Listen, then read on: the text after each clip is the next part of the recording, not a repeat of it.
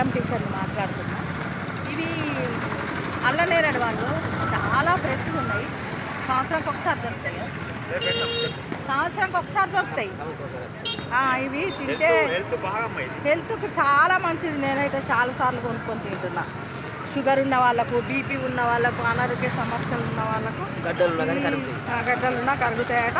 చాలా మంచిది. ఇక్కడైతే ఫ్రెష్గా ఉన్నాయి. నేను అరకిలో తీసుకున్నా, చాలా బాగున్నాయి. పావు కిలోనే నాకు కొడువై, కానీ నేను అరకిలో తీసుకున్నా. చూసి మీరు కూడా అందరు కొనుక్కొని తినాలని నేను ఆశిస్తున్నాను. ఓకేనా. ఇది బైపాస్ వెజిటేబుల్ మార్కెట్.